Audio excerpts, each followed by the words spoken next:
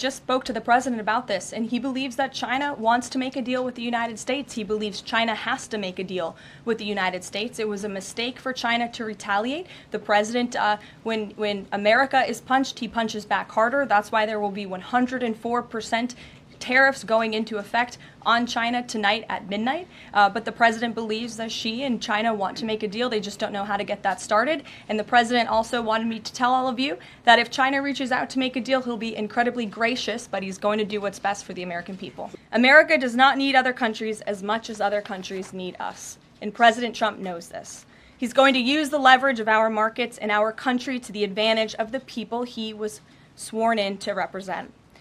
On the other hand, countries like China, who have chosen to retaliate and try to double down on their mistreatment of American workers, are making a mistake. President Trump has a spine of steel, and he will not break, and America will not break under his leadership. He is guided by a firm belief that America must be able to produce essential goods for our own people and export them to the rest of the world.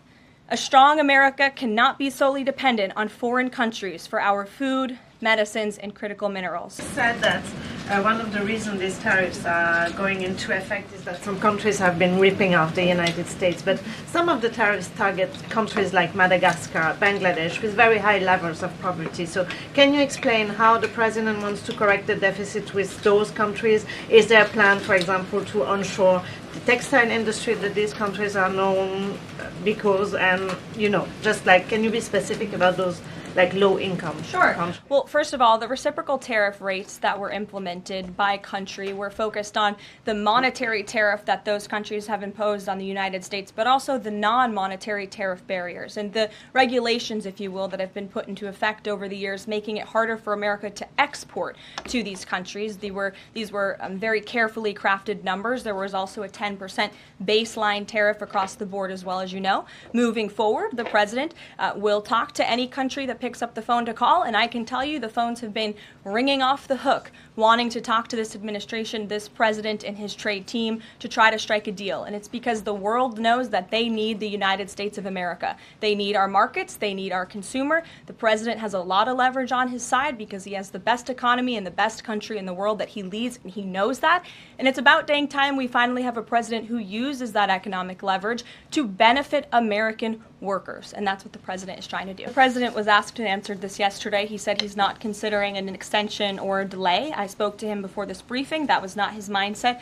He expects that these tariffs are going to go into effect. And you said something very important, Elena, in your question. You said the president has captivated the attention of the world. Absolutely he has. And it's about time we have a president in the Oval Office who is putting the world on notice and is putting the American people first, and again is using the leverage of the United States to negotiate good trade. As the president said yesterday, Jasmine, both things can be true at the same time, and it is a non-negotiable position that the United States has faced a national security and economic crisis because of the unfair trade practices by countries around the world. As for the president, I have maintained this position. The entire administration has always said that President Trump is willing to pick up the phone and talk.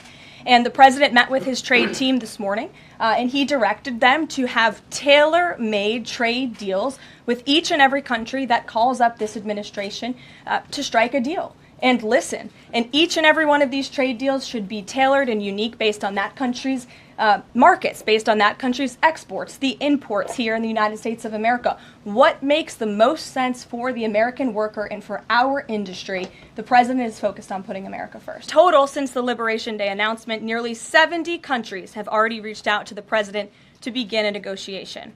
Countries are falling over themselves to reform their unfair trade practices and free open their markets to our country. Why? Because these countries greatly respect President Trump in the sheer power of the American market. These countries realize they've gotten filthy rich over the past few decades by imposing substantial tariffs on American-made products and ridiculous non-monetary barriers to block out American industry. The jig is up. Past American presidents sat by and let this happen, but President Trump stood up for our country, and he is saying no more. The president's message has been simple and consistent from the beginning.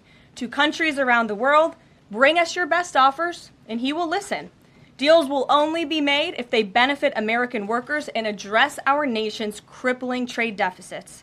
America does not need other countries as much as other countries need us, and President Trump knows this. He's going to use the leverage of our markets and our country to the advantage of the people he was sworn in to represent. On the other hand, countries like China, who have chosen to retaliate and try to double down on their mistreatment of American workers, are making a mistake. President Trump has a spine of steel, and he will not break, and America will not break under his leadership. He is guided by a firm belief that America must be able to produce essential goods for our own people and export them to the rest of the world. A strong America cannot be solely dependent on foreign countries for our food, medicines, and critical minerals. And America must always maintain a robust defense supply chain. Reprioritizing and strengthening our manufacturing industry are essential national and economic security issues of the utmost importance to President Trump.